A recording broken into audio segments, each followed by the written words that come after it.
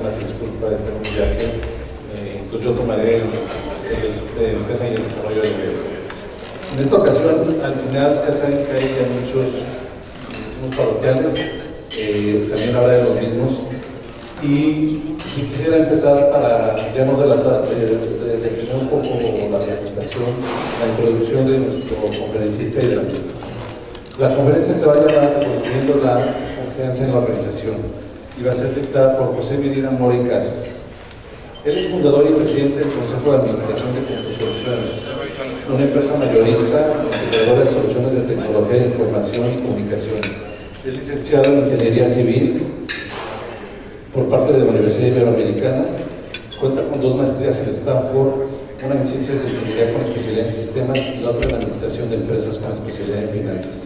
Y también tiene un doctorado profesional en la Dirección de Proyectos de Ingeniería, también por la Universidad de Stanford. En el 2007, la revista Expansión lo coloca entre los 100 empresarios más importantes de México. En el 2011, Ensancho lo nombra Entrepreneur of the Year en el sector de tecnologías de información. Y en el 2012, el Edward de Occidente lo reconoce por su trayectoria empresarial. Es profesor invitado del IPADE, participa en consejos de varias empresas y de instituciones de beneficencia. Es consejero del Endeavor de Occidente y miembro del Consejo Consultivo de la FINSA y Banamex, así como es presidente de Coparmex Jalisco y vicepresidente de Fortalecimiento Estructural de Coparmex Nacional. Sin más preámbulos, entonces les pido que le demos la bienvenida a José Medina Mora y Casa y los veo más adelante. Gracias.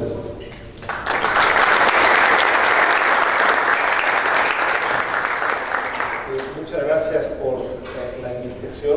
Estoy muy honrado de estar aquí con ustedes.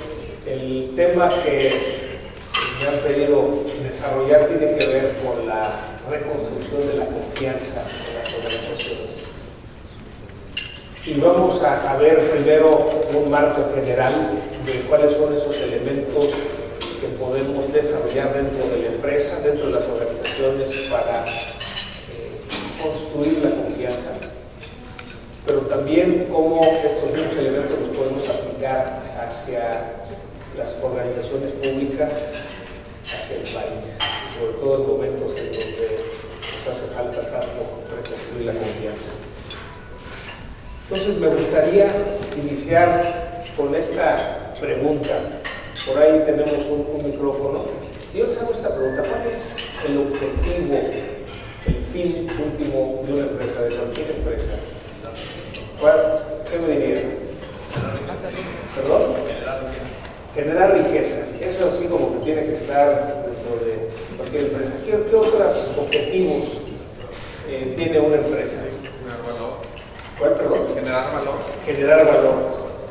¿Qué significa generar valor? Obviamente vas a hacer algo mejor, vas a producir, vas a crear, vas a hacer una manufactura, vas a crear algo mejor. Ok, o sea, vas a crear algo mejor. ¿Qué otras ideas? ¿Qué más podemos decir? Ya tuvimos el generar riqueza, el generar valor, algo más. Trascender. ¿Alguna elaboración sobre trascender? ¿Qué elementos hay ahí? Ser resistente al tiempo, ser congruente en el tiempo. Okay. Resistente, el tiempo congruente en el tiempo. Muy bien. ¿Alguna otra idea? Valor social. ¿Un valor social qué significa? El país crezca, la gente mejore. Es un valor social que aportes a la sociedad, que el país crezca. Vamos a tratar como de agrupar todas estas participaciones, perdón, una más. Sí, no, yo creo que son 3 cosas. Uno, valor a los accionistas, yo creo que es esto, lo demás, la sustentabilidad de todos los medios. El otro es, obviamente, darle los medios de sobrevivencia a sus empleados. Ese es el otro importante de relación. Y el tercero, darle valor a la sociedad. okay. Y lo demás son medios. O sea, valor a los accionistas, Valor a, darle valor a los empleados, desarrollo a los empleados. Y el tercero, obviamente, darle valor a la sociedad, y ese equilibrio entre estos se establece el modelo ético. Muy bien, me gustaría a lo mejor de esta última participación juntar las participaciones que han tenido, la de generar riqueza, aportar valor, y vamos centrándonos, si pudiéramos agruparlas como en dos. Uno, que sea generar riqueza, esta generación de utilidades. Y otro, como nos decías, la aportación de valor a los empleados. Si agrupáramos nuevamente esta parte de generar valor tanto a los empleados como a los accionistas, pero vamos tratando de pensar en que tenemos estos dos grandes grupos. Si pudieran escoger solo uno, ¿qué sería más importante? ¿Generar riqueza, generar utilidades, si levantan su mano, o generar valor para sus empleados? Yo diría que generar utilidades es más importante. Ok, a lo mejor como un 40%, generar valor para los empleados, como un 10%. Ok, me gustaría tomar unas participaciones. ¿Por qué generar riqueza debe ser más importante? De los que levantaron la mano, quisiera decir. A ver, pues acerca de ahí un micrófono. ¿Por qué es más importante generar riqueza? Para que haya lana para apoyar a los empleados, la otra opción que dijiste. Claro, dices, primero comer que ir a misa, ¿no? Como dice el dicho. Claro. Si no hay utilidades, no hay cómo apoyar a los empleados. Muy bien, ¿alguna otra idea de los que piensan que es más importante generar utilidades? ¿Por qué es más importante? O ya con esta respuesta tan contundente lo tenemos muy claro, ¿verdad? Bueno, de los que opinaron, es más importante generar valor para los empleados. ¿Por qué? Algunos levantaron la mano, a lo mejor ya cambiaron de opinión. Es que sin empleados no tienes. A ver, por aquí me acerca del micrófono.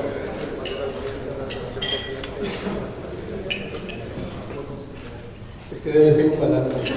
No puedes necesitarte solamente hacer dinero, porque si no, no puedes terminar el amor, vas a perder todo y no vas a encontrar un. Aquí realmente nos das la pista, o sea, dices, tienes que balancear, o sea, realmente requieres las dos. Entonces les planteo una siguiente pregunta, dando como válido que necesitas las dos, tanto generar utilidades como generar valor para tus empleados. Y pensando en que necesitamos cumplir ambos, vamos haciendo el ejercicio de cuál debiera ser primero. Es decir, primero generar utilidades para poder generar valor para los empleados, lo cual quiere decir que estoy dispuesto a hacer lo que sea con tal de generar utilidades. O va primero el desarrollar a mis empleados sobre la generación de utilidades, lo cual quiere decir que estoy dispuesto a pasar sobre lo que sea con tal de desarrollar a mis empleados, aún sobre la generación de utilidades. Entonces, vamos viendo una nueva votación, sabiendo que requerimos las dos. ¿Quién nos dice que debe ser primero esta generación de utilidades y después el desarrollo de los empleados? Si levanta su mano. Ok, lo calculo como un 25%. ¿Quién dice que debe ser primero el desarrollo de los empleados sobre la generación de utilidades? Está como un 30%, está bastante parejo, bastante parejo. Entonces, partimos de que necesitamos ambos. Cualquier empresa necesita generar utilidades, porque si no generamos utilidades, ya aquí los dijeron, ¿verdad? Tenemos que bajar la cortina. También nos dijeron, hay que balancear, que necesitamos tanto la generación de utilidades como el desarrollo de nuestro personal. Sin embargo, esta última pregunta es central en el tipo de cultura que desarrollamos en la empresa. Cuando como empresa, como organización, nos orientamos hacia la generación de utilidades como primer objetivo arriba del desarrollo de los empleados, vamos a generar un tipo de cultura en la organización. Y cuando decimos no, va primero el desarrollo de los empleados y después la generación de utilidades, generamos un tipo de cultura, aunque no pareciera, radicalmente diferente. Y es realmente decisión de las cabezas de la organización, la construcción de la cultura dentro de la organización. Lo que vamos a ver es cómo podemos desarrollar precisamente ese capital de confianza dentro de las organizaciones. Y para esto, uno de los estudios que nos van a ayudar es esta pregunta que se hace a los colaboradores. Es decir, cuando alguien le pregunta si le gusta el lugar donde trabaja, si ustedes le preguntaran a sus colaboradores si les gusta trabajar en lo que trabajan, o si ustedes mismos se hicieran esta pregunta, si me gusta trabajar donde trabajo. Y digamos que de un estudio que hizo Robert Levering en muchas empresas, lo que saca es que desde la perspectiva del colaborador, cuando consideran que es un gran lugar para trabajar, tiene estas tres características. Es un lugar donde los colaboradores confían en las personas para quienes trabajan. Y se fijan, ya aparece aquí por primera ocasión la palabra confianza. Es decir, cuando el colaborador confía en la gente para la que trabaja, lo considera como un buen lugar para trabajar. Pero también hay otros elementos. Hay este orgullo de pertenecer a esa empresa, y que con todo orgullo dicen: yo trabajo en tal empresa. Y finalmente nos dicen también que les gusta trabajar con las personas con quienes trabajan. Esto nos habla un poco del entorno, del ambiente de trabajo, es decir, un ambiente agradable de trabajo. Entonces, Robert Levering hace este esquema. Quizá me gustaría, a lo mejor me regreso un poco. Robert Levering era un columnista en un diario en Estados Unidos, y lo que escribía eran las historias de terror en las organizaciones. Y bueno, esa columna se hizo muy famosa porque historias de terror en una organización todos conocemos. Y entonces la gente era muy abierta para contar sus historias de terror dentro de las organizaciones, y aparecía cada semana esa columna. Después de un tiempo, su editor le dice: oye, ¿y no habrá buenas historias? ¿No habrá lugares en donde la gente tenga buenas historias de contar? Y Robert Levering dice: no, eso no existe. Pero el editor, le quita el orgullo y le dice: a ver, tú eres un periodista de investigación. Entonces Robert Levering acepta el reto y va a buscar esas buenas historias. Y con el tiempo se da cuenta que hay muchas buenas historias dentro de las organizaciones. Y entonces empieza a hacer una investigación de cuáles son los elementos en común de estas organizaciones en donde la gente que trabaja se siente muy a gusto y dice que es un buen lugar para trabajar. El resultado de esta investigación son estas 5 variables. Se fijan, las primeras 3 engloban la confianza, el tema que nos toca desarrollar el día de hoy. Además de la confianza, el orgullo de pertenencia y el compañerismo. Pero adicionalmente nos dice Robert Levering que esta confianza realmente la tenemos que separar en 3 elementos. El primero es la credibilidad, es decir, si como empleado yo percibo que lo que dicen los jefes que van a hacer, lo hacen. Es decir, cuando en nuestra organización decimos que vamos a hacer algo, la gente nos califica. Si realmente hacemos lo que decimos que vamos a hacer, esto genera credibilidad, y la credibilidad aumenta la confianza. Segundo elemento de la confianza es precisamente el respeto. Es decir, si a los colaboradores los respetamos como personas, como seres humanos, independientemente de la función que tienen en la organización. Una persona que no se siente respetada como ser humano no siente confianza en la organización.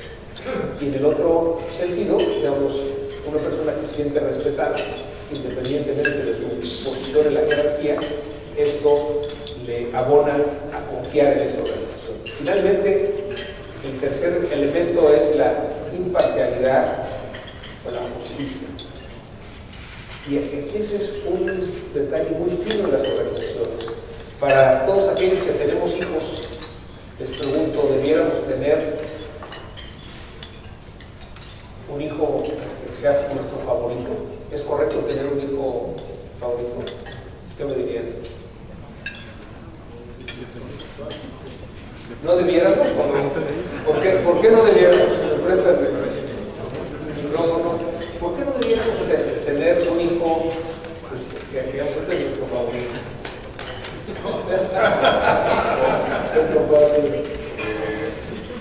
No es justo, ¿no? O sea, todos son iguales, todos merecen la misma atención, apoyo. Todos merecen la misma atención y apoyo. Oye, ¿y a todos les damos la misma atención y apoyo? Pues de repente no, en la medida en la que lo piden, lo necesitan. Algunos necesitan más y lo piden, otros lo necesitan y no lo piden.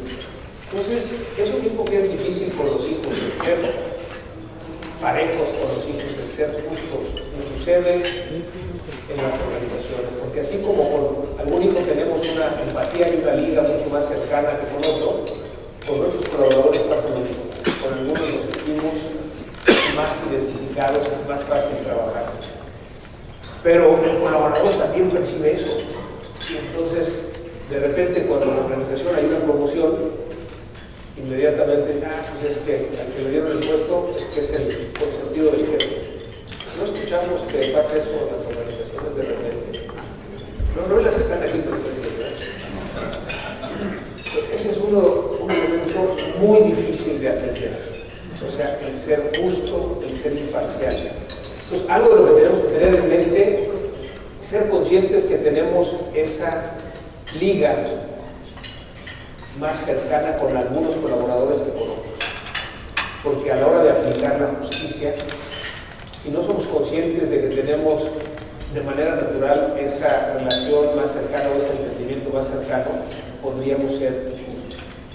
No hay nada que dañe más la confianza en una organización que la percepción de injusticia. Y esto es algo que se teje muy fino y es muy difícil de lograr, pero cuando en una organización logramos estos tres elementos, tener credibilidad, es decir, que la gente crea cuando decimos algo porque sabe que es lo que decimos que vamos a hacer. Segundo, que haya respeto hacia las personas. Y tercero, que haya justicia, que haya imparcialidad. Eso nos ayuda a la construcción de la confianza dentro de la empresa. Pero este estudio de Levering nos habla de estos dos factores. Uno que tiene que ver con el orgullo de pertenencia. A ver, aquí sí decimos, ¿quiénes de los que están aquí son rayados? Y levantan su mano. Yo creo que la levantaron así como que no quieren que sepan que son rayados. ¿Quiénes le van a los Tigres? Bueno, suena un poquito más seguro. ¿Quién le van a las Chivas? Uno. ¿Quién le va a la América? Y uno le va a la América. Uno. Sí levantó. Dos. Con un poco de pena. ¿Quién le va a Necaxa? ¿Nadie le va a Necaxa? Bueno, yo le voy a Necaxa. Yo sé que somos muy pocos que le vamos a Necaxa, pero lo digo con mucho orgullo, que soy necaxista. Me pasó, el año pasado estaba en Aguascalientes, como saben, el Necaxa, bueno, a lo mejor algunos no saben, el Necaxa juega en el Aguascalientes. Entonces estaba yo en el auditorio del IPADE, en Aguascalientes, y dije, de aquí soy, ¿verdad? Y ahora que pregunto, ¿quién le va al Necaxa? Uno levantó la mano. Digo, qué barbaridad, imagínense que aquí, cuando dijéramos quién le va a los rayados, nada más uno levantar la mano, quién le va a los Tigres. Pero esa pasión que existe de decir, sí, yo soy rayado, o yo le voy a las Chivas, o yo le voy a la América, o en mi caso yo le voy al Necaxa, y que lo decimos con orgullo, es como tener la camiseta puesta. A eso se refiere este elemento de orgullo de pertenencia. Cuando alguno de sus colaboradores le pregunta, ¿y tú dónde trabajas? Y el colaborador dice así con mucho orgullo, yo trabajo en Periférico.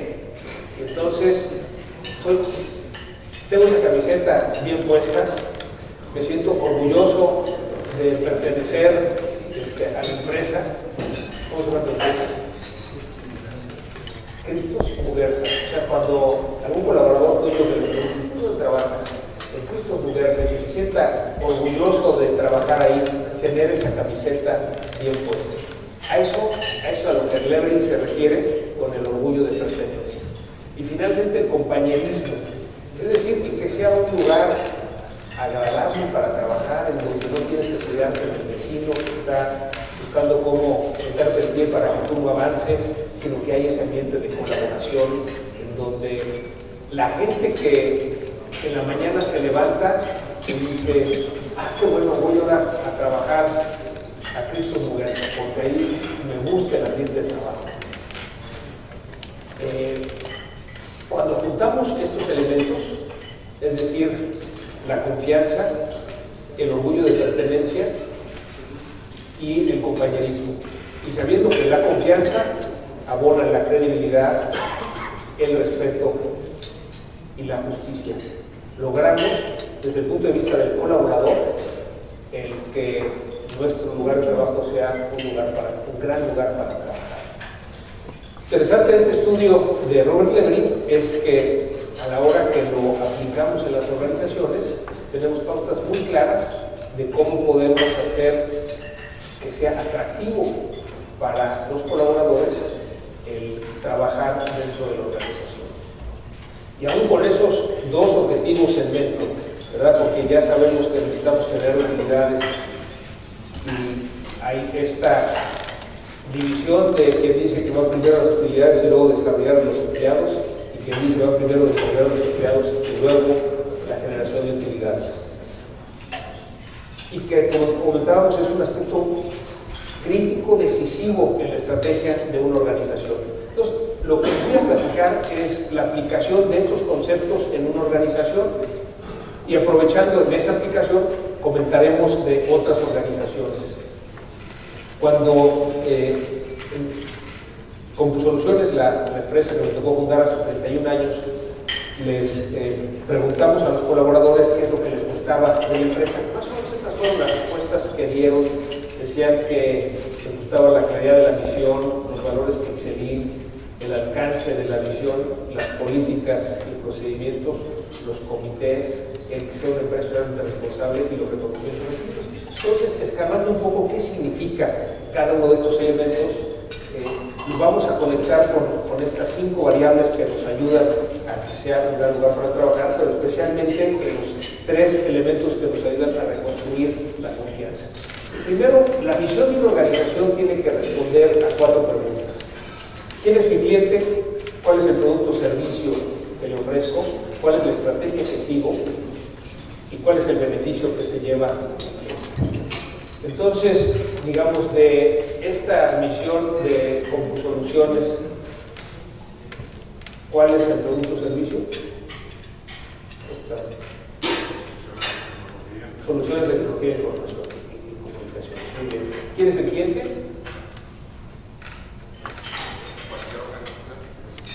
Organizaciones. Ahí no dice empresas, porque también las más empresas vamos a gobierno y por eso es organizaciones. Pero donde me interesa más, ¿cuál es la estrategia? ¿Cuál dirían ahí que es la estrategia? En realidad tenemos ahí un grupo, porque tenemos dos alianzas con empresas complementarias y la vivencia de valores.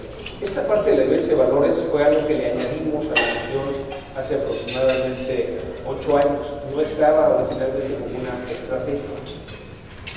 Y bueno, les preguntaría, ¿es válido que podamos salir al mercado a decir que la vivencia de valores es algo que es una estrategia que nos hace diferente del mercado? Nos dicen que sí, que será fácil hacerlo. ¿Por qué no es fácil?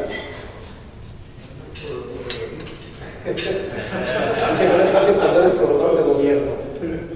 A veces se requiere dejar negocio por los valores. Ok, se requiere dejar negocio por Vivir tus valores. valores. Ok. Nosotros lo que hemos encontrado es que es mucho más fácil de lo que parece. Porque precisamente en el entorno actual, en donde sabemos la corrupción que se ha generado, el decir, oye, lo que me hace diferente es precisamente la vivencia de valores, y eso, y ahorita entramos a cuáles son, la parte de la integridad es esencial para que se dé esa vivencia de valores. Eso nos permite, digamos, que clientes que se sientan atraídos por alguien para trabajar por valores, quieran trabajar con nosotros, Y los que no se sienten atraídos por una vez valores prefieren no trabajar con nosotros. Ese es un poco el objetivo de una misión que se acorta y que nos ayude a atraer a los clientes que sí queremos y que no se acerquen a los clientes que no queremos. Y finalmente la cuarta pregunta, ¿cuál sería el beneficio para los clientes?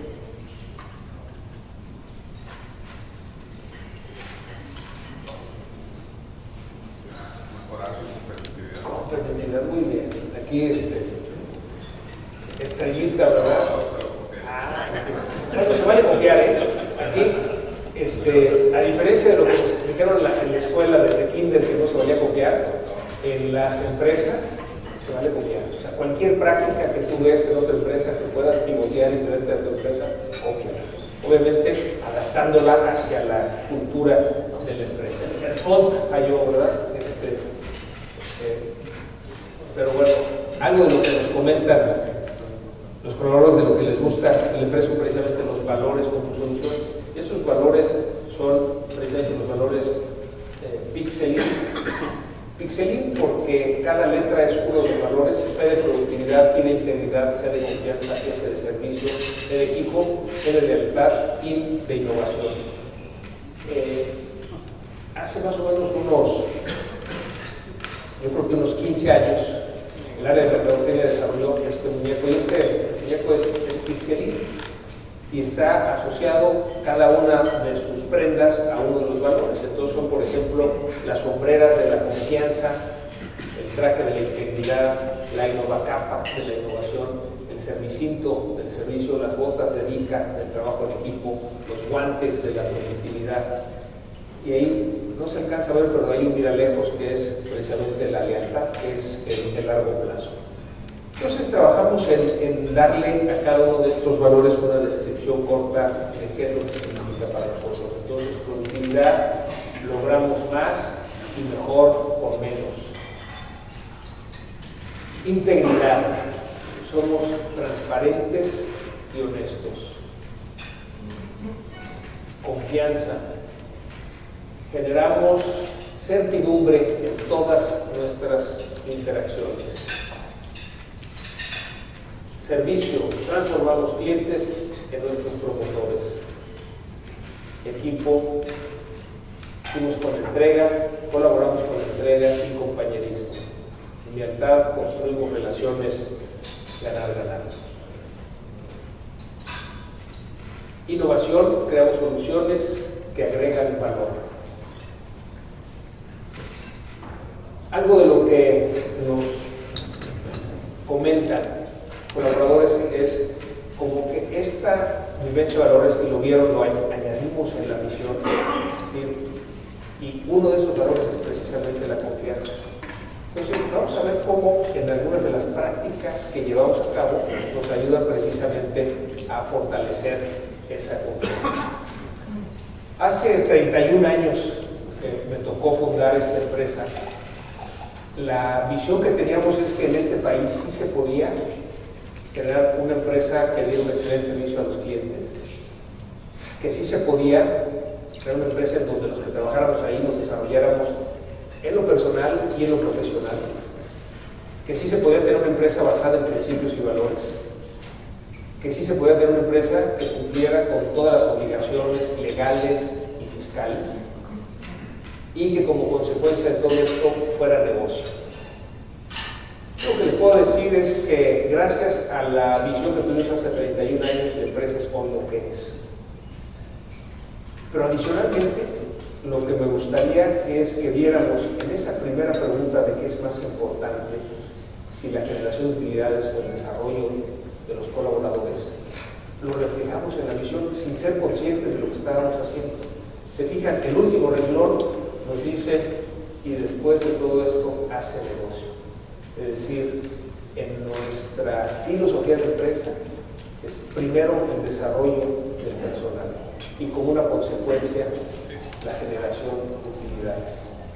Entonces somos una empresa que nos hemos orientado al desarrollo del personal. Y bueno, afortunadamente como una consecuencia sí hemos sido una empresa rentable que ha crecido y tomado liderazgo en su mercado. algunas de las políticas que nos han ayudado a aterrizar esta parte de la construcción de la confianza. Por ejemplo, vamos por desempeño y resultados, que aquí encontramos de repente organizaciones que dicen a la hora de los aumentos, un aumento parejo, ¿no? Y pareciera que un aumento parejo es justo. No hay nada más injusto que un aumento parejo. Porque si la persona que está a mi lado es mi compañero de trabajo y vamos a suponer que sea un poco flojo, y yo veo que pues, busca la manera de hacer lo menos posible, y yo me esfuerzo por hacer mi trabajo, y al final del año tenemos ese aumento parejo, pues digo yo, ¿para qué me voy a esforzar? Si el que no se esfuerza me va a aumentar lo mismo. Entonces, por eso, digamos que esta práctica de los aumentos de acuerdo con el desempeño y los resultados abonan a la justicia, y la justicia abona a la confianza. Pues una de las decisiones más importantes es en esta parte de la retribución a los colaboradores, es decir, en el ejercicio del aumento de sueldo. Sí. En ese punto creo que es muy importante. Acércase el micrófono, por favor. Ese punto como es importante, pero también está el extremo, ¿no? En otras organizaciones que te manejan, yo le digo aumento por castas, que te dicen, aquí están las cuotas. ¿Sabes qué? Vas a evaluar a la gente, pero aquí están las cuotas. Sobresaliente, tanto por ciento, y la suma de eso no debe pasar el promedio. Entonces son los extremos, ¿no? Entonces me parece muy interesante lo que estás aportando, en el sentido de que hay que definir muy bien pago por desempeño y resultados, pero también hay que no caer en el otro extremo de las cuotas, porque entonces tiendes pues tengo 3 sobresalientes y aquí están los métricas. Sí, pero fíjate que pues tengo que elegir nada más a uno. Pues al final, digo yo, son mecanismos de aumento por castas y son, digo yo, los enfoques castrantes. Al final te ponen cuotas y yo creo que eso tiene que ver mucho con los valores, ¿no? Que a veces el empleado ve la famosa misión que está ahí puesta en letras doradas y en la realidad es un discurso. Esta práctica, gracias por compartirla, es una de las que genera injusticia. Y desde la percepción del colaborador, y tomando tu ejemplo, hay 3 sobresalientes, pero solo se lo puedo dar a uno. Y la percepción de los otros 2 es que han sido tratados con injusticia. Esto disminuye la confianza en la organización y finalmente nos lleva a limitar nuestros resultados. Porque todos los otros 2 que eran sobresalientes y que no se los reconocimos, lo que van a hacer, pues ya mejor me la llevo más tranquila, y eso limita el desarrollo de la organización. Sí. Regularmente reconoces el desempeño, pero pagas por los resultados. ¿Cómo desde esta óptica evalúas o le das un elemento cuantitativo al desempeño para poder remunerar? Lo que dices es que normalmente pagas por resultados. Entonces, ¿cómo incorporas El desempeño como un elemento cuantitativo al pago. Bueno, un poco en la aplicación y siendo consistente con esta orientación de que la persona es el centro de la empresa, la evaluación es cómo viven los valores y qué resultados tienen. Es decir, no puedes decir que los valores son importantes si no tienen, digamos, una traducción hacia la evaluación y hacia el mismo pago hacia los colaboradores. Es decir, a la hora que en la evaluación incluyes los elementos, oye, ¿tú cómo vives la productividad, la integridad, la confianza, el servicio, el trabajo en equipo, la innovación? Además de qué resultados has obtenido, juntas esos parámetros y entonces, digamos, estás siendo consistente. Y esto ayuda en la credibilidad, porque cuando dices, lo más importante en la organización son los valores, y eso no está respaldado por la práctica, entonces pues ya no nos creen. Cuando no nos creen, se mina la confianza en la organización. Entonces, Otra de las prácticas, por ejemplo, decisiones por consenso. Esto, a veces en las organizaciones tomamos la decisión de, pues, yo soy el jefe, yo decido, y así se hace. El permitir que la gente opine y que se llegue a una decisión por consenso ayuda, digo, por un lado estorba en que necesitamos más tiempo para tomar la decisión, pero por otro lado ayuda a que la gente se sienta parte de esa decisión y la implementación será mucho más fácil. Pero desde el punto de vista de la confianza, ¿saben en qué abona la decisión por consenso? Uno de los tres elementos de la confianza, que es el respeto. Es decir, que le preguntemos a un colaborador, oye, ¿tú qué opinas de esto? Pues, respetando a su persona, pero sobre todo respetando su punto de vista e incorporándolo en la toma de decisiones. Esto, por ejemplo, uno de los procesos que tenemos en reclutamiento personal es que hacemos entrevistas, 6 entrevistas. Las 6 personas que entrevistamos nos reunimos y, bueno, obviamente vemos distintos aspectos, pero a la hora de decidir si contratamos a esa persona, buscamos una decisión por consenso, es decir, que todos estamos de acuerdo en contratar. Si hay alguien que no está de acuerdo, se ponen los argumentos sobre la mesa y se llega a una decisión, pero si uno se opone, ya no se hace la contratación. Y ahí es la implicación del respeto a la opinión de esa persona. Obviamente, como les decía, decisiones por consenso nos lleva más tiempo, pero nos ayuda a que en la implementación todos estén comprometidos. Algunas otras prácticas, menciono por ejemplo el trato por nombre. Quizá la práctica que más nos ayuda en el aspecto del respeto a la persona es el trato por primer nombre. Es decir, en la empresa es Carlos, es María, es Ana María, es Pati, es Juan Pablo, soy José. Y este trato por primer nombre es en toda la jerarquía de la organización. Desde el presidente del consejo, que es el puesto que yo tengo, la recepcionista, el almacenista, chofer. Y muchas veces me han preguntado, oye, pero ¿eso no es como una falta de respeto a la autoridad? Es un reconocimiento que cualquier persona, digamos, como seres humanos, somos iguales. Y en ese sentido nos ayuda el hablarnos de tú. Y adentro de la organización, claro que cada quien tiene que hacer el papel que le toca de acuerdo con esa jerarquía. Entonces, una de las prácticas que quizá más nos ayude a abonar en el respeto a la persona es precisamente este trato por primer nombre. Y recordemos, el respeto a la persona nos ayuda a abonar a la confianza en la institución. Distribución de regalos y premios simplemente como una práctica que muchas empresas lo tienen, es decir, los regalos no son para la persona, son para la empresa. Y esto ayuda a separar, digamos, la persona del puesto. ¿Qué podemos conservar? Los promocionales, ¿no? Regalan una pluma, una libretita, una gorra. Adicionalmente podemos conservar si es un libro, pero todo lo demás son regalos para la empresa que ya la empresa de alguna manera distribuye. Los rifa, en la celebración del Día del Padre a los papás, se los regala, o de las madres de la posada navideña. Como comentó al principio de la presentación, soy ahorita presidente de Coparmex en Jalisco. Entonces, cuando yo llego a Coparmex, resulta que muchas personas que a mí nunca me habían regalado nada, ni en Navidad ni en mi cumpleaños, pues me envían regalos. Para mí es claro que esos regalos no son para mí, José Medina Mora, sino son para el presidente de Coparmex. Entonces, eso se queda en Coparmex y Coparmex de alguna manera lo reparte.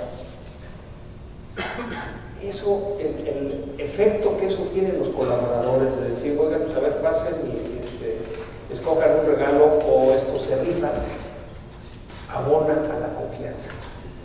Si decimos que efectivamente la integridad es uno de los valores, bueno, esta es una de las prácticas que ayuda a decir, dado que los regalos son para la empresa, para la organización, esos regalos la organización de alguna manera los reparte. Actividades de integración abona en el ambiente de la organización. Es decir, en nuestro caso hacemos una convención Pixelín, que es una vez al año, fuera de la empresa, y es una actividad de integración para podernos conocer en un ambiente distinto al de la oficina. Consideramos como algo central el que la empresa, las empresas, tenemos la responsabilidad de la formación integral de los colaboradores. A lo mejor podríamos pensar que la empresa tiene que hacer la parte de la formación intelectual, es decir, la capacitación que se requiere para el trabajo. Pero en esta visión de tener al empleado como centro de la empresa, requiere que además de esta capacitación intelectual para el trabajo, también trabajemos en la formación física, es decir, que tengan los colaboradores el espacio para poder tener, digamos, mente sana en cuerpo sano, como bien dice el dicho. Tener inclusive facilidades dentro de la empresa para que puedan, como en un gimnasio, mejor llegar más temprano, hacer su ejercicio a la hora de la salida o a la hora de la salida. Pero también el ver la formación social, es decir, que tengan este tiempo para la interacción como personas independientemente de la interacción que tenemos en el trabajo. Y finalmente también la formación espiritual, o sea, finalmente somos cuerpo y espíritu. Y algo de lo que más fortalece el espíritu de una persona es cuando sale de sí misma y se involucra voluntariamente en actividades que ayudan a los demás. Entonces, como empresa, mientras más facilitemos el que los colaboradores puedan incorporarse en estas actividades de ayuda a la comunidad, les estamos ayudando a fortalecer su espíritu. Pero la mentalidad es que como empresa tenemos esta responsabilidad de la formación en estas 4 esferas: intelectual, física, social y espiritual. Y al tener a la persona en el centro de la empresa, la capacitación se vuelve algo no nada más importante, sino obligatorio. Y para que crezca la empresa, tiene que crecer el personal. No he encontrado yo en muchos foros esta discusión si la capacitación debiera ser un gasto o una inversión. Y una pregunta muy básica define lo que hacen las organizaciones con la capacitación. Porque aquellas organizaciones que clasifican la capacitación como un gasto, ¿qué es lo que tenemos que hacer en general en las empresas con los gastos? Reducirlos. Entonces, si la capacitación es un gasto, pues lo menos posible. ¿Qué es lo que las empresas tenemos que hacer con las inversiones? Cuando proponemos al Consejo una inversión, ¿qué es lo que nos pide el Consejo? Un retorno sobre la inversión. Entonces, si la capacitación es una inversión, buscamos un retorno sobre esa inversión. Entonces, cuando nos enfocamos a que para que crezca la empresa, la capacitación es obligatoria, tiene que haber un retorno sobre esa inversión. El retorno para la empresa y el retorno para la persona. Parte de lo que hacemos es que, decimos a la gente, la capacitación es obligatoria, tú tienes que definir qué cursos vas a tomar, qué libros vas a leer, de tal manera que vayas creciendo. Y entonces nos encontramos con ese otro dilema, ¿no? Es que si invierto en la capacitación, pues le voy a tener que pagar más, ¿no? Y bueno, y en realidad, al invertir en capacitación, adquiere más habilidades, puede tomar más responsabilidades y entonces tener un mejor sueldo. Si no logramos en la empresa que ese mejor sueldo tenga que ver con mayores responsabilidades, pues estamos entrando en un círculo negativo porque estamos restando realmente la productividad de la empresa. Entonces, cuando logramos que con esa capacitación tengan más habilidades, pues obviamente sí pueden tomar más responsabilidades y así tener mejores salarios. Pero el otro argumento es, si los capacito, me los piratean. ¿Han escuchado eso? ¿Les ha pasado? No, ¿verdad? Y aquí el pensamiento que tenemos es que la persona está de paso por la empresa. Entonces debe de ser un elemento que no figure a la hora de invertir en la capacitación. Si estamos de paso por este mundo, con mayor razón estamos de paso por la empresa. Entonces, en este concepto de la capacitación buscamos el retorno para la inversión y claro, en el tiempo que esté ese colaborador con nosotros, la empresa tiene que recibir digamos, ese retorno sobre la inversión, pero también la persona. Y ligado con el concepto anterior, en esta responsabilidad de la formación integral de la persona, pues sí, el día que salga de la empresa, esta persona sea una mejor persona. Entonces pueda, de alguna manera, sí buscar su crecimiento. Lo que decimos en la empresa es que es una empresa muy difícil para entrar, muy fácil para hacerlo. Es decir, cualquier persona debe ser responsable de su propio camino de desarrollo. Y si ese camino de desarrollo ya no lo encuentra dentro de la empresa, lo debe buscar fuera. Y si hacemos bien la tarea, habremos logrado ese retorno de la inversión para la empresa mientras está el colaborador con nosotros. Pero también habremos colaborado para que esa persona, en donde quiera que se vaya, sea ahora una mejor persona. De acuerdo con esto, desarrollamos una serie de módulos, un sistema que nos ayuda al desarrollo personal, que es cómo hacer que esta metodología se viva todos los días. Ya nos hacías la pregunta de la evaluación del desempeño, y claro, hay que ligarla con los valores. O sea, todos conocemos la evaluación 360, pero quizá poco se aplica esa evaluación 360 en cómo vives los valores. Es decir, yo califico cómo vives la productividad, cómo vives la integridad, cómo vives la confianza, cómo es el servicio, cómo vives el equipo, cómo vives la lealtad, cómo vives la innovación. Y entonces eso nos da, digamos, una orientación a la vivencia de los valores. Entonces esto quisiera nada más resaltar algo. Normalmente en las organizaciones, cuando alguien hace bien su trabajo, decimos, pues es su trabajo, ¿no? Pero si alguien hace mal su trabajo, inmediatamente lo señalamos. Le damos un foscoro. Algo de lo que nos hace falta en las organizaciones es cómo reconocer lo que se hace bien. Y esta es una falla que teníamos y que la gente nos decía de distintas maneras, pero sobre todo en estas encuestas de evaluaciones de los grandes lugares para trabajar, que nos decían, no, pues aquí, aunque hagas bien tu trabajo, nadie te reconoce. A lo mejor, pues en un aumento de sueldo pudiera estar ahí reconocido. Entonces implementamos una práctica que nos ayuda a reconocer. Y esta práctica se llama AROS. AROS es el arte de reconocer al otro. Entonces, 4 veces al año recibimos AROS para regalar. Y esos AROS se los regalas a algún colaborador precisamente por la vivencia de valores. Es decir, yo sé que tú trabajas muy bien en equipo y entonces yo recibo un ARO y te lo regalo. Pongo un mensaje diciéndote que reconozco ese trabajo en equipo y cómo colaboras.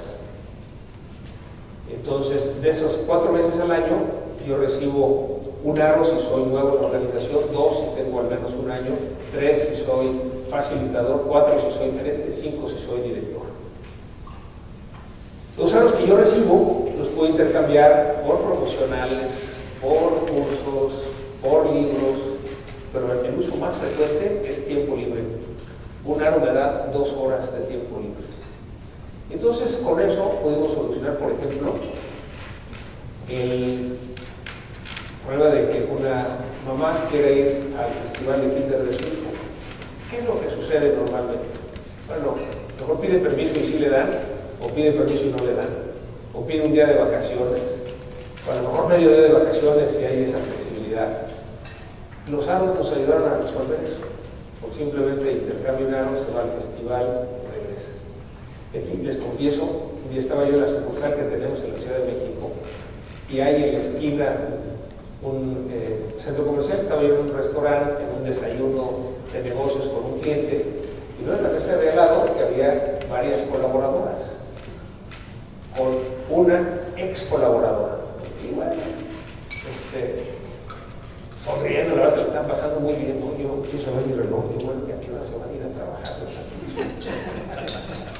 Y entonces, pues, ya, digamos, había pasado la hora de entrada del trabajo.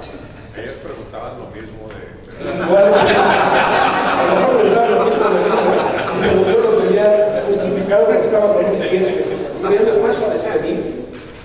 Y yo creo que sintió una mirada así incómoda una de las colaboradoras, porque me me dijo, oye, qué padre que podamos tener esta ventaja de intercambiar un aro por tiempo, porque así pude desayunar con mis amigas. Y, ups, precisamente un uso de lo que más se utiliza en los aros, porque además si tienes 4 aros ya puedes tener un día de vacaciones y si acumulas más, una semana en lugar de 20 con 18 aros ya puedes tomar una semana, entonces son vacaciones adicionales. Pero es algo de lo que tenemos que incorporar en las organizaciones, el reconocimiento. ¿Esto en qué abona la confianza? El respeto hacia la persona. Es decir, hay ciertas actividades personales y esta es una herramienta que ayuda precisamente a respetar ese tiempo y esas prioridades que tienen las personas.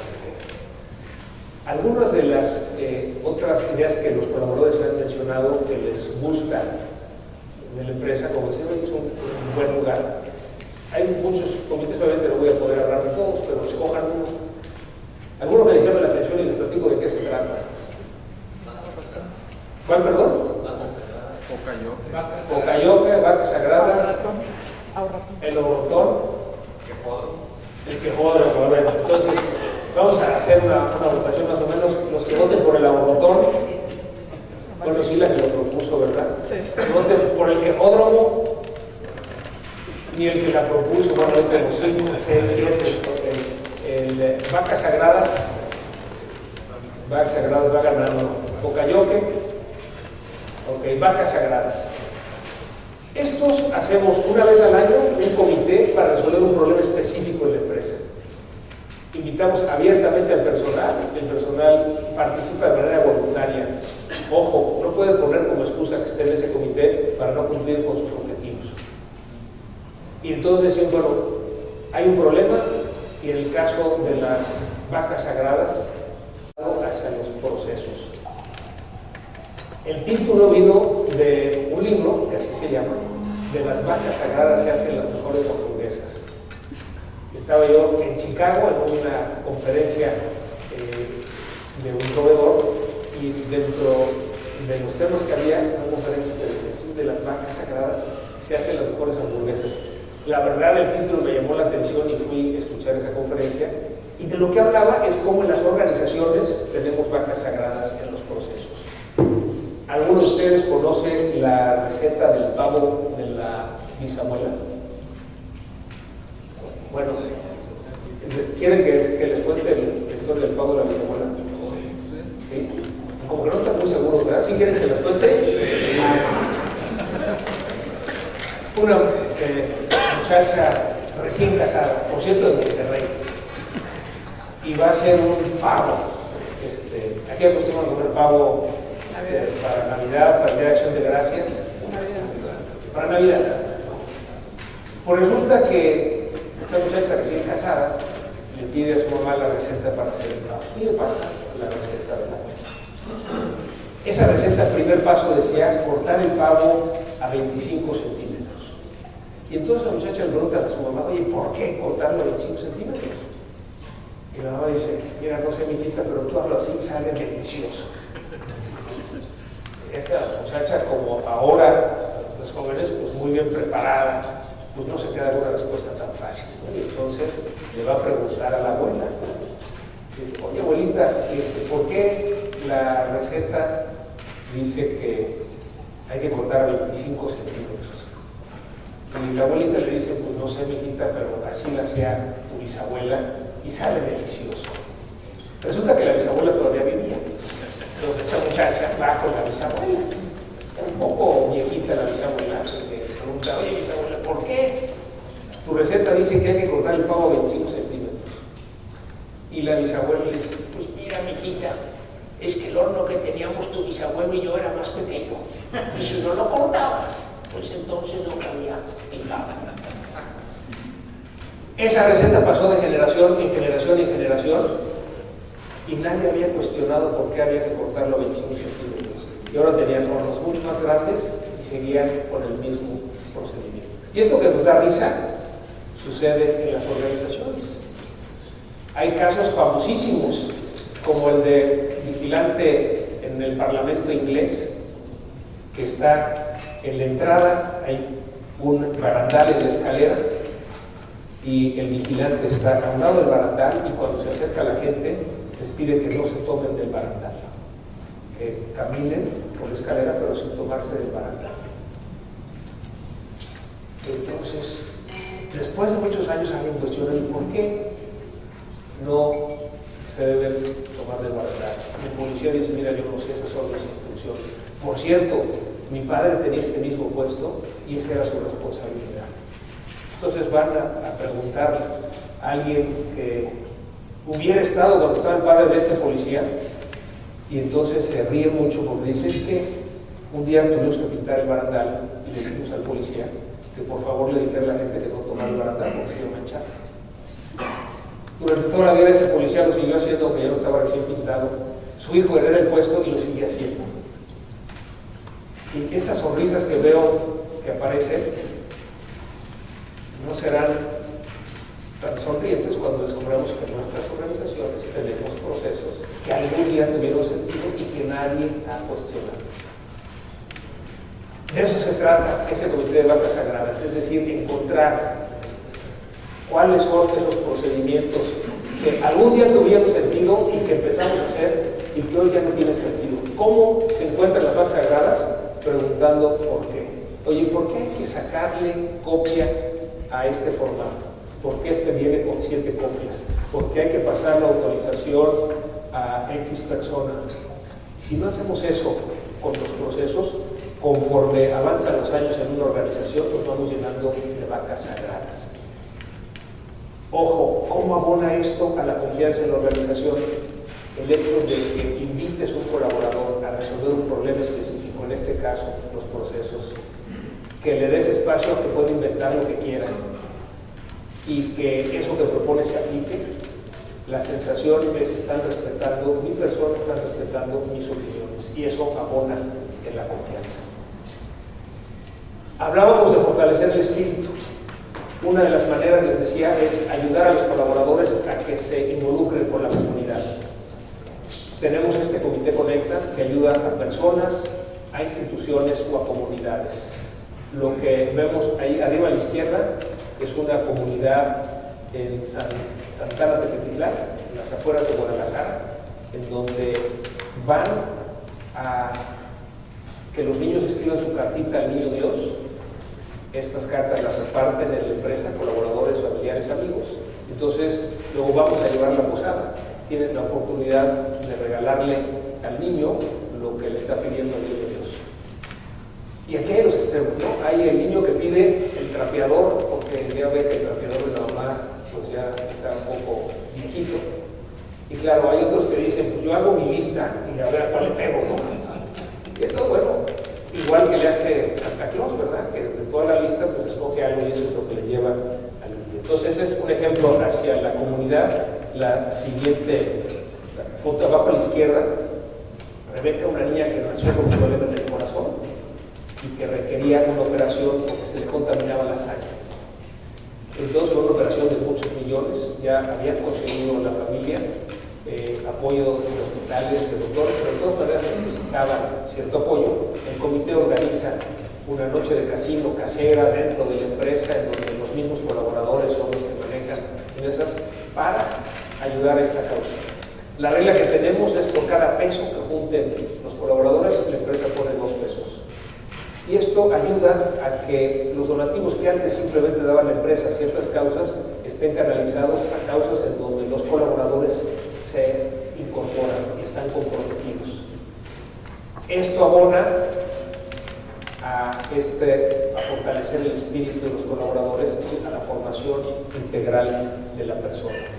Finalmente, otra de las prácticas de incorporación hacia la comunidad, pero al mismo tiempo de la formación en el aspecto físico, resulta que Juan Pablo, mi hermano, que es ahora el director general, es maratonista y quería que todos corriéramos.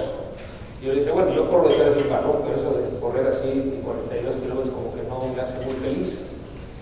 Y entonces nunca había logrado que yo corriera. Le digo, bueno, ¿qué tal que corremos por una causa? Entonces lo que él ideó es que aquí tenemos a Josué Benítez, fue el primer atleta paralímpico que ayudamos con una prótesis.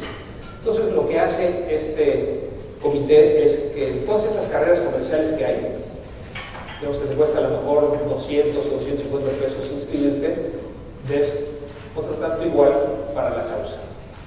Y entonces ahí lo que puso Juan Pablo es que de esos 2 pesos por cada peso, el primer peso es automático y el segundo solo si logras terminar en cierto tiempo cada una de las carreras de 5 kilómetros, de 10 kilómetros, medio maratón, de maratón. Y bueno, los tiempos están holgados porque hasta yo lo puedo, no se ha podido lograr. Pero lo interesante es que luego hay personas que dicen, oye, yo no puedo correr, pero doy el donativo para esa causa. Entonces han sido prótesis, como en el caso de Josué Benítez, que él tenía una prótesis que le dio una institución de Canadá y un buen día se la robaron. Y entonces pues alguien se enteró y entonces vamos a correr por una causa para comprar una prótesis para esas personas. El de arriba a la izquierda es el roofless, así le dicen. Si le ves la espalda, su columna es como un rufle, justo así. Y bueno, él tenía una silla hechiza y con esa corría. Entonces organizamos una carrera en el Parque Metropolitano y él corrió con nosotros. Y muy interesante porque él de repente me rebasó y en una curva se cae. Y yo voy corriendo, pero antes de llegar a donde se había caído ya se había levantado y había seguido. O sea, realmente, además, ahí se le ve la sonrisa. Es el hecho de que le podamos conseguir una silla para carreras, en donde, de acuerdo con su peso y sus medidas, se hace de manera especial, le da la posibilidad de competir internacionalmente. Entonces, otra de las maneras de ayudar, tanto en la vinculación con la comunidad, a ayudar a fortalecer el espíritu, como también la parte de atender el aspecto del desarrollo físico de las organizaciones. Bueno, estamos ya hacia el final, ya no me da tiempo de comentarles todo esto. Les comento uno de los elementos, que es universidad virtual. Decimos la capacitación es obligatoria. Tomamos los cursos en línea, los diplomados del Tecnológico de Monterrey. La primera generación tuvimos 0 colaboradores que terminamos el diplomado. Entonces la gerente de desarrollo de talento en su planeación anual nos puso que su meta era que 25 colaboradores terminaran diplomado en línea del Tecnológico de Monterrey. Y entonces, de 0 a 25, ¿no te parece como que está muy difícil? Dice, no, ya me dijeron, de hecho, un asesor de Universidad Virtual del Tecnológico de Monterrey, pues que tiene que ser algo híbrido, o sea, parte virtual y parte presencial. Entonces, y de un mecanismo de media hora a la semana, todos los grupos en donde hay colaboradores de Monterrey, de Guadalajara y de Ciudad de México, las sucursales que tenemos, jueves de 5 a 5 y media de la tarde se reúnen de manera virtual y aleatoriamente le toca a alguno el presentar lo que estudió en la semana. Pero además se pasa la estadística de cómo vas contra cómo deberías de ir. Y con eso, los que van más adelante comparten las prácticas de cómo le han hecho, cómo encuentran el tiempo para cumplir con su trabajo, pero además seguir estudiando. Y los que van más rezagados, con los demás le dicen, oye, apresúrate. Hoy en día tenemos prácticamente, o sea, arriba del 95% de todas las generaciones terminan sus diplomados. Uno de los incentivos es que la empresa paga el 90% del diplomado. La condición es que lo terminen. Entonces, si no lo terminan, ellos tienen que pagar no el 10%, sino el 100%. Ese incentivo que sí funciona. Pero es nuevamente la orientación a que la persona se desarrolle y que a la hora de crecer eso permita que crezca la empresa. Bueno, los reconocimientos de Greatest Work, igual algo importante, uno de los reconocimientos que recibimos fue el mejor lugar para trabajar para mujeres. Y me parece que aquí entre paréntesis que las empresas y las organizaciones en nuestro país necesitamos dar un paso adelante, flexibilizarnos para aprovechar el talento de las mujeres. Hoy en día la tecnología nos permite que no tengamos que estar todo el tiempo en la oficina, pero todavía tenemos ciertos prejuicios. Aquí veo algunas mujeres, pocas. En las organizaciones ya vemos que hay muchas mujeres trabajando. A lo mejor debo decir 50-50. Pocas mujeres en niveles gerenciales, muy pocas de niveles directivos. El enfoque que pensamos no es equidad de género, sino equidad de talento. Es decir, abrir las oportunidades para que precisamente puedan las mujeres tomar estas funciones de responsabilidad. La responsabilidad social empresarial, algo que nos dicen, les gusta que la empresa sea socialmente responsable, familiarmente responsable, y bueno, dentro de las mejores empresas mexicanas, de acuerdo con este criterio que ha desarrollado el Tecnológico de Monterrey, Deloitte y Banamex. Con eso terminamos el último reconocimiento, que es el más difícil que hemos conseguido, Premio Nacional de Calidad. Lo tuvimos en el 2013, 15 años antes, en una junta de consejo, el consejero dijo: ustedes deberían de competir por el Premio Nacional de Calidad. Y se nos hacía tan lejos, no, algún día. Entramos al Premio Jalisco a la Calidad. En Jalisco tenemos nuestro corporativo y nos batearon durísimo. Tardamos 3 años en corregir toda la retransmisión que nos dieron. Finalmente, en el 2011 conseguimos el Premio Jalisco a la Calidad. Entonces dijimos: ahora vamos al Premio Nacional de Calidad. Y esto pues igual va a llevar 5 años. Naturalmente nos llevó solo 2. En 2013 recibimos solo 126 organizaciones han recibido el Premio Nacional de Calidad. Es de los 4 reconocimientos que da el gobierno federal a las organizaciones, es el considerado como el más importante. Y esto de alguna manera se logra precisamente en un trabajo en equipo con todos los colaboradores. Yo diría, regresando a esa pregunta inicial, cuando se logra generar un capital de confianza, puedes ponerle a la empresa metas que suenan imposibles y eventualmente logras generarlas. Bueno, yo les agradezco. No sé si todavía tienen tiempo para algunas preguntas, pero yo estoy disponible si quisieran preguntar algo. Sí, por favor, adelante. Si le pasan el micrófono. Pueden preguntar de lo que sea, desde la pregunta inicial hasta cómo abordar la confianza, hasta alguna de las prácticas. Sí, muchas gracias. Muchas gracias por la plática. Yo recordando hace años leí un libro de Francis Fukuyama, que es un pensador reconocido, que se llamaba precisamente Confianza restituyendo el orden social. ¿Cuáles son tus ideas para imaginar pues, un orden social que se ha construido con mucho esfuerzo, con valores, etcétera, etcétera, con un país que es un desorden social? Porque yo creo que no es posible ni blindar ni aislar la empresa y escaparse de la influencia del país, de este país que tiene un índice de confianza muy bajo. ¿Sí? Mira, una pregunta muy importante, lo que nos permite trasladar este capital de confianza de la organización hacia el país. Primero, el libro de Fukuyama, que se llama Tal cual confianza, nos dice que ese capital de confianza se construye y nos pone ejemplos. Países en donde hay un alto capital de confianza, el mismo Japón. Y bueno, a mí me llamó la atención la primera vez que fui a Japón, en una estación del metro, en donde hay unos puestos que vemos igual cuando vamos al metro de la Ciudad de México, no sé si aquí en el Metro Rey, pero también en el tren ligero Guadalajara, unos puestitos y entonces hay unas canastitas y la gente pone ahí el dinero y nadie se lo roba.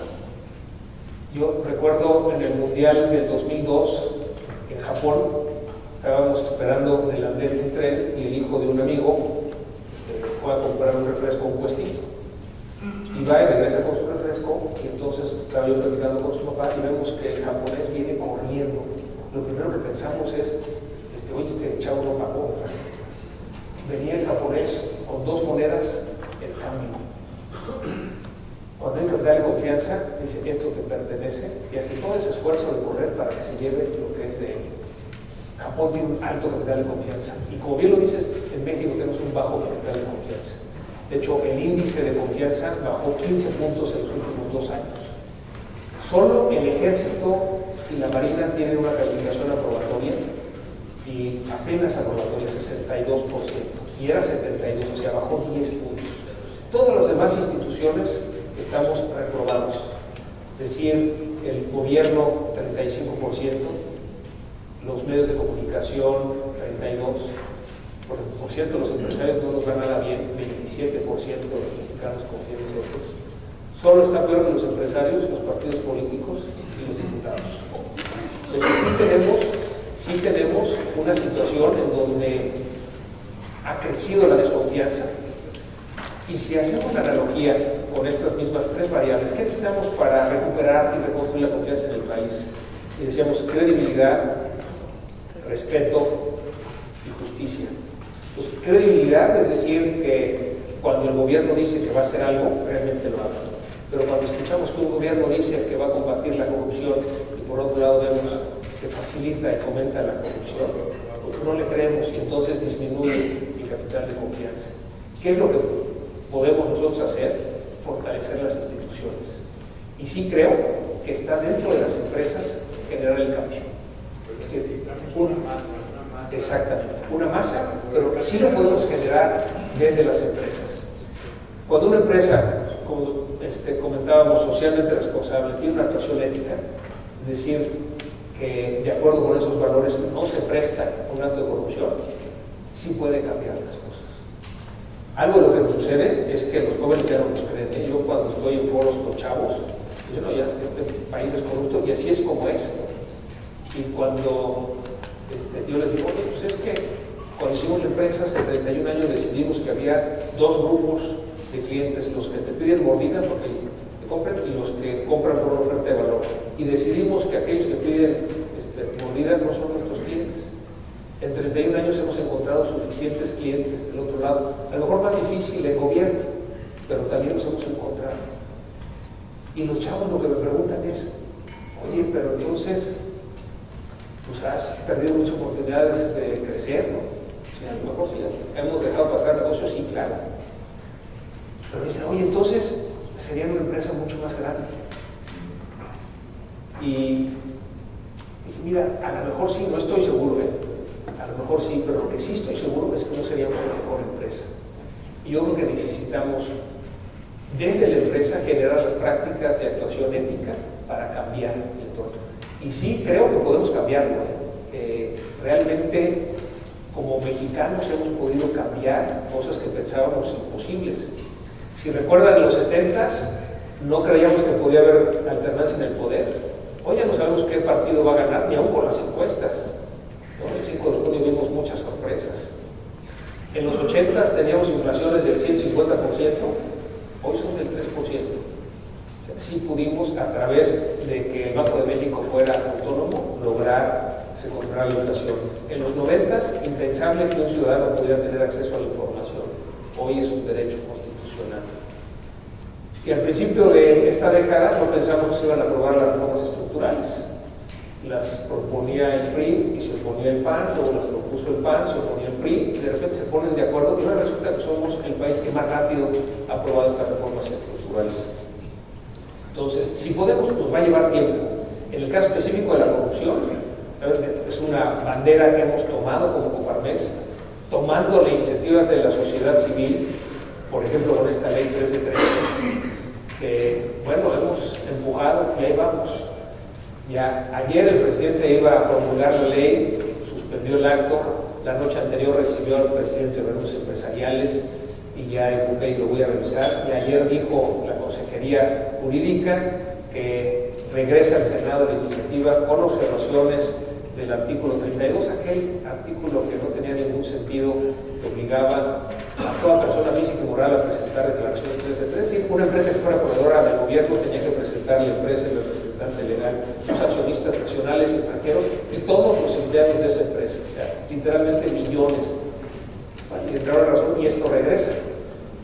No estamos seguros de que al regresar también vayan a ser obligatoria las 3 declaraciones que sean públicas en los funcionarios. Pero eso es lo que exige la ciudadanía.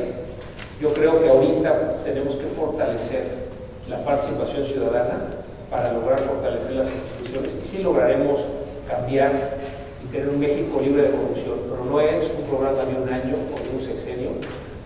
El estimado que hacemos en Coparmex es que esto nos va a llevar a lo mejor 2 décadas. Pero como bien decías, tenemos que empezar, ¿no? Y si empezamos desde la empresa y hacemos bloque, podremos ir generando ese cambio. Y te agradezco la pregunta porque realmente sí ayudan estos mismos conceptos de confianza en la empresa, se traducen a confianza en el país. Entonces, bueno, primero que todo, felicidades por esos 31 años. Gracias por esta cultura que ustedes han implementado en esta empresa. Yo ahorita me quedaba pensando, ¿qué tipo de retos y ajustes están haciendo ustedes a esta cultura de trabajo ahora con la incursión de los millennials, de la generación de los millennials? Muy importante. Nos pasaba, por ejemplo, que a la hora de contratar a millennials en el área, sobre todo de desarrollo de software, nos empezó a pasar que rechazaban las ofertas de trabajo. Pues que no, ¿y por qué? Pues es que no me dejan venir en jeans, no me dejan, digamos, vestir cómodamente. Entonces sí, son realidades diferentes en donde tenemos que flexibilizar las organizaciones.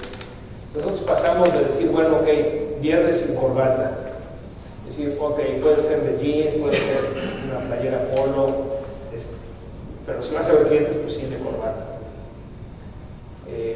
A decir, bueno, Semana Santa y Pascua es flojo, código de vestir como viernes. Y Navidad y Nuevo igual, entonces como viernes.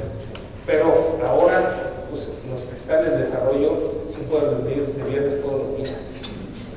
Claro, que no vengan de shorts y sandalias, todavía no llegamos a eso, como sí se encuentran en algunos startups en Silicon Valley, pero sí efectivamente tenemos que cambiar la mentalidad. Que los millennials están mucho más orientados al resultado y como empresas es algo de lo que siempre hemos insistido, ¿verdad? Hay que ver el resultado, pero lo que queríamos ver es que la gente estuviera ahí sentada, y si estaba ahí sentada es que estaba trabajando. Entonces, y si no veíamos a alguien, ya no sabíamos si estaba trabajando. ¿Pero han adoptado el home office? ¿Perdón? ¿Han adoptado algo de home office? Sí, claro. Home office es algo fundamental. Y ligado, por ejemplo, con los aros. Si tú recibes un aro, puedes intercambiarlo por hacer home office. Y cuando tienes cierta antigüedad, vas adquiriendo derecho a tener más días de home office. También nos hemos adaptado en el hecho, por ejemplo, con las mujeres, en la flexibilidad. Después de que tienen sus bebés, pueden regresar de tiempo completo. Pueden regresar de tiempo completo, pero trabajando en la mañana, en la oficina y en la tarde en su casa.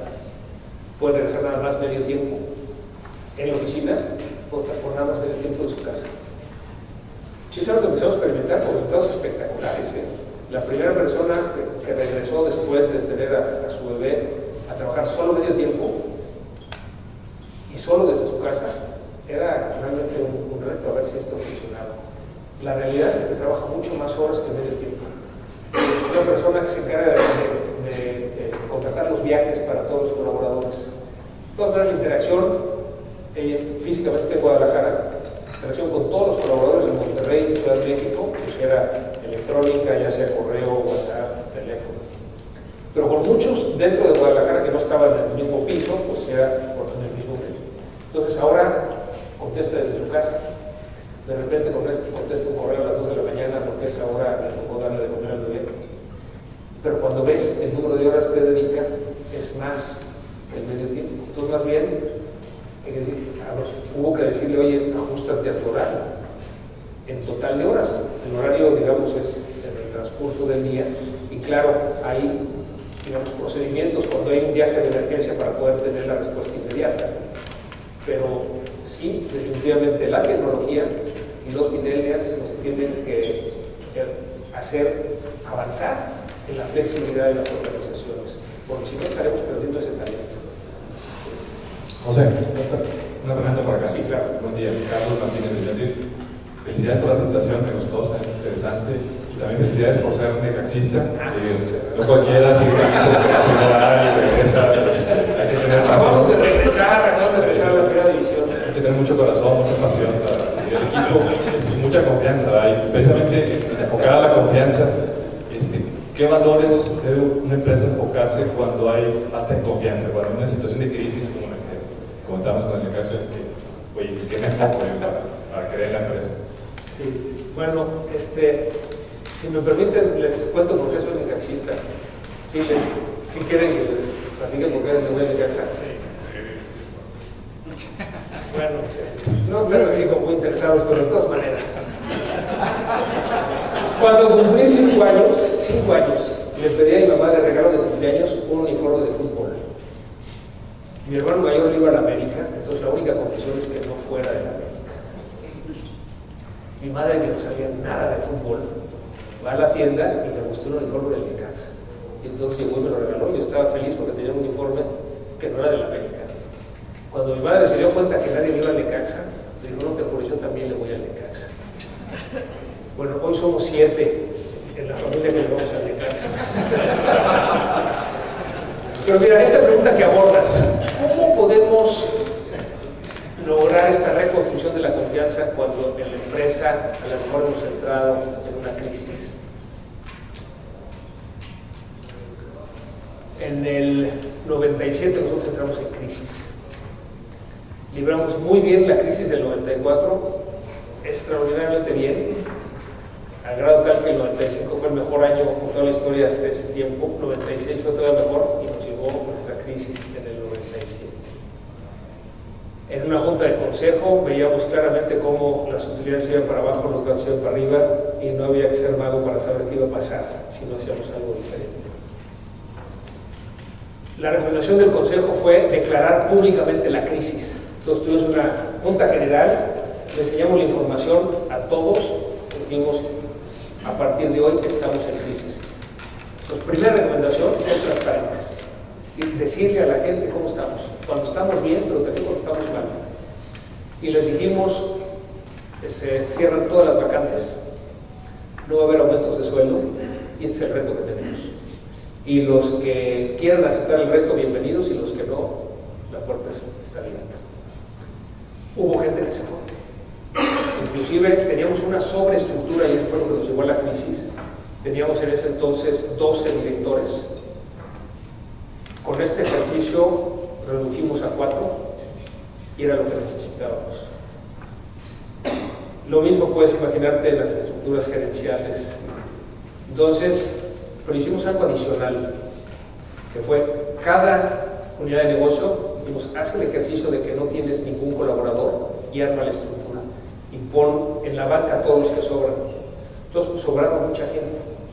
Decidimos no hacer recorte de personal. Un recorte de personal te ayuda a bajar los gastos de manera inmediata, pero daña el alma de la empresa en el largo plazo. Eso ayudó a abonar la confianza. Es decir, hablar con la verdad, ser transparentes y abonar la confianza por la credibilidad, porque le dijimos, oye, no va a haber aumentos de sueldo y no sabemos hasta cuándo los vamos a poder hacer, y lo cumplimos, no hubo aumentos de sueldo. Y la gente se quedó. Después de 18 meses, digamos que cuando la gente que estaba en la banca la pusimos primero a capacitarse. Dijimos, a ver, toma todos los cursos que no has tomado para que adquieras habilidades cuando el negocio vuelva a crecer. Ayúdanos a revisar los procesos, como lo de las vacas sagradas, para poder optimizar los procesos. Cuando una unidad de negocio requería alguna persona, lo tomábamos de la banca. Nos tardó 18 meses volver, digamos, ya a abrir las vacantes. A las unidades de negocio les dijimos, no hay aumentos de sueldo y estos son los objetivos. Si estos lo superan, de eso que se genere adicional es donde puede haber los montos. Nos fue extraordinario, a grado tal que a partir de ahí pasamos a un esquema de remuneración fijo y variable. El 100% de los colaboradores tenemos una parte variable. La recepcionista, el chofer, el almacenista, en donde las 5 variables más importantes de su puesto se miden mensualmente para ver si tiene o no el variable. A los 9 meses iba ya la cosa tan bien que tuvimos la tentación de declarar el fin de la crisis, pero el consejo recomendó, vamos a esperar un poquito más y estiramos un poquito. Al año y 3 meses oficialmente declaramos el fin de la crisis. El resultado fue espectacular, sobre todo en la confianza en la organización. Porque fuimos transparentes, dijimos lo que íbamos a hacer, cumplimos a hacer lo que dijimos, o sea, dijimos no hay recortes de personal y no hubo. La gente que se quede en la banca va a tener trabajo una vez que vuelva a crecer el negocio y lo tuvo. Entonces, esas 3 recomendaciones, ¿qué hacemos para recuperar la confianza? Credibilidad, respeto, justicia. Y nada más hay que ver cómo las aterrizamos en prácticas en cada día y cada situación. Muy bien, adelante. Yo sé que ustedes ya están sobre el tiempo, yo no tengo problema con el tiempo, pero como ustedes... Yo creo que la palabra para tu charla es inspiradora. Yo he visto en la industria de TI, vamos a llamarlo aquí, y en otras ciudades, realmente veo yo un cambio. Uno es lo que llamo yo la TI institucional, las empresas que dicen que son de software, cuando realmente son empresas de renta de gente. Y eso marca una falta de compromiso tanto del que renta a la gente, el que la ofrece, como el que la renta, y realmente nadie se compromete. Y tú eres un ejemplo que sí hay empresas institucionales que están operando así. Y yo lo que he estado observando también es que ese tipo de filosofía que traes, y ahorita se habla mucho de los millennials, voy a contratar. Los millennials no quieren ser contratados, o si los contratan empresas institucionales que no les dan el valor, los muchachos no quieren ir a eso. El dinero también no es tan importante para ellos. Y lo que he empezado a ver es el surgimiento, lo que llamo yo TI no institucional. Muchachos millennials que crean sus empresas con 5, 6, 7, 8 gentes, rentan una casita, están trabajando codo con codo con su gente, y aprendiendo y aplicando empíricamente lo que les dijiste. Y yo creo que esto va a ser el rompeaguas. Como le decía al hijo de un empresario de TI, que lo conozco en español, dice: oye tío, yo no quiero heredar la empresa de mi papá. Dice: es una empresa que renta gente, son 150 personas. Yo quiero hacer cosas nuevas. ¿Cómo le hago? Y le dije: mira, el negocio de esa renta de gente en caída libre. Tu papá lo que te va a dar es una empresa que va en caída libre. Tienes que romper y crear tu propia empresa. Y lo hizo. Y vuelvo a cerrar. Yo creo que tu charla es muy inspiradora, y lo que me dice es que ante la pregunta de qué hay que hacer, yo creo que, como decía varios de mis sobrinos, hasta aquí tengo un sobrino que es la generación de los juniors, que digo, el cambio no va a ser con sus papás. Ya tienen sus bebés de los Belús, ya tienen su casa en McAllen, etcétera, etcétera. Ellos ya no van a cambiar. El cambio se va a dar con esos juniors. Pero algo muy relevante es que ellos necesitan un referente. Y yo creo que eso que estás haciendo, yo te diría que es no sé la palabra, pero creo que te lo mereces, es muy inspirador y un paradigma. Yo creo que esos millennials andan buscando gente como tú, y te felicito. Muchas gracias. 3 reflexiones que me surgen de tus comentarios. Primero, tengo que confesar que hace como 15 años teníamos una unidad de negocio que rentaba gente. Una de las empresas de tecnología, Hewlett Packard, tenía subcontratado el área de soporte y nosotros dábamos ese servicio.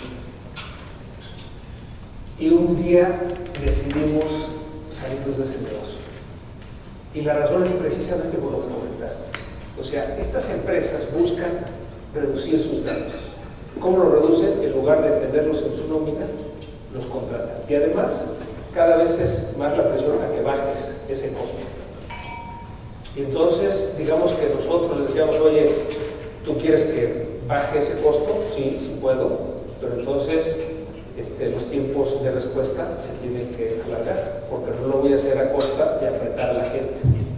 Sin embargo, se volvió tan competitivo ese mercado que llegó un momento en donde o aplastas a la gente o no puedes competir. Y decidimos salirnos de ese negocio. Afortunadamente, algunos de los que estaban en estos proyectos los invitamos a trabajar en otras unidades de negocio.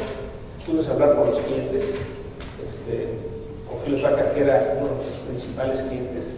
Pero recuerdo también, teníamos a Kodak. Kodak, había una empresa que se llamaba Kodak.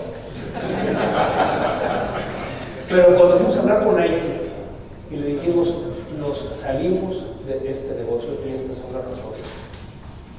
Y dice, caramba, por primera vez había encontrado una empresa que realmente hacía lo que necesitábamos. Y no podemos decir una cosa, estamos en favor del desarrollo de la gente, y aquí decirle a la gente, no hay manera de que ganes más, porque este contrato no va a dar. Afortunadamente, como bien dices, ese tipo de servicios van de caída, porque eso falta al respeto a la persona, y entonces se genera la desconfianza. También fue utilizado por algunas empresas para a lo mejor evadir ciertos pagos, por ejemplo, el Seguro Social. Cuando dijimos que la fundación de la empresa dijimos cumplir con todas las obligaciones fiscales, con todas las obligaciones legales, parte es pagar el Seguro Social completo. Y aunque no crean todavía, hoy en día muchas empresas le dan la vuelta y no pagan. Y eso va en contra de la ley. O sea, no se debe permitir que eso suceda. Segunda reflexión, cuando hablas de los generación millennials, tú dices también de los juniors. Esta es como una gran reflexión para qué tenemos que hacer con nuestros hijos. De alguna manera trabajamos, nos va bien, vamos generando una posición económica holgada. El mayor daño que les podemos hacer es hacérselas fácil. Entonces, ¿cómo les ayudamos para que ellos se fortalezcan? Es que les cueste trabajo. Y bueno, en ese sentido, este sobrino que te decía que no quería heredar la empresa de su padre, Ceci, mi esposa y yo, un día comentamos que lo que les íbamos a decir a nuestros hijos, y así se los dijimos, es que no se sintieran obligados de trabajar en la empresa, que más bien buscaran su propio camino. Tenemos 3 hijos, ninguno de los 3 trabaja en la empresa. Uno es ingeniero ambiental, trabaja en la Comisión Nacional Forestal, otro es financiero, trabajó muchos años en GBM Casa de Bolsa, ahora está estudiando una maestría, la tercera es bióloga y trabaja en una empresa de muros verdes. Pues podrías decir que estudiaron cosas diferentes y no aprendieron que trabajar en la empresa, pero aún así a veces obligamos a los hijos a seguir con la empresa, ¿verdad? Con la empresa familiar y después de generaciones. Y un poco la perspectiva es que la empresa no es nuestra, la empresa es de todos. Es parte de los clientes, es parte de los colaboradores, es parte de los proveedores, es parte del gobierno, sí, parte de los accionistas, pero solo una parte. El paradigma que necesitamos romper, y hablaste tú de que necesitamos esa ruptura de paradigmas, es que en nuestro país hemos seguido una filosofía de empresarios ricos y empresas pobres. Y eso es lo que detiene el crecimiento del país. Y necesitamos revertir. Decimos, estamos empresas ricas, es decir, las utilidades que generamos en la empresa se reinviertan en la empresa para que generen más empleo y que entremos a otras oportunidades de negocio para que crezca la empresa. En contraparte decimos empresarios dignos. Y a esto nos referimos que podamos vivir dignamente con el salario que la empresa nos puede pagar. Porque, regresando a uno de los comentarios que hice, si estamos de paso por este mundo, con mayor razón estamos de paso por la empresa. Y el día que nos vayamos de este mundo, pues ¿qué pasa con todo lo que logramos generar aquí? Aquí se queda, no nos vamos a llevar nada. Entonces es necesario generar como ese pensamiento de trascendencia, porque vamos a trascender a través de la gente. Y yo me influyó mucho un empresario canadiense que él recibe como herencia la empresa de su padre. una empresa muy exitosa. Y entonces él dice, híjole, ¿qué hago con la empresa? Y entonces una de las inquietudes que tuvo fue buscar a la Madre Teresa de Calcuta. Tardó 2 años en que la Madre Teresa lo recibiera. Y él lo relata en su libro. Y cuando llega con la Madre Teresa le dice, ¿que querías hablar conmigo? Y ella sigue atendiendo a los enfermos. Y dice, sí, es que no sé qué hago con la empresa, o sea, la vendo y le doy ese dinero a los pobres. Le sigo, ¿qué hago? Dice, tú crees que la empresa es tuya, ¿verdad? Todo te ha sido prestado y se te va a pedir con qué haces con eso que se te prestó. Es decir, dado que el día que nos vayamos de este mundo no nos vamos a llevar nada, las oportunidades que recibimos en el trabajo y este patrimonio que vamos generando es prestado. Entonces, el buen uso que podamos darle a esos recursos es como vamos a hacer medidos. Y finalmente, la tercera reflexión, más bien era la parte de los hijos, y esta digamos, la trascendencia realmente no es a través de la empresa, sino a través de las personas. Y te agradezco tu comentario. Bueno, pues muchas gracias. Sí, gracias a todos.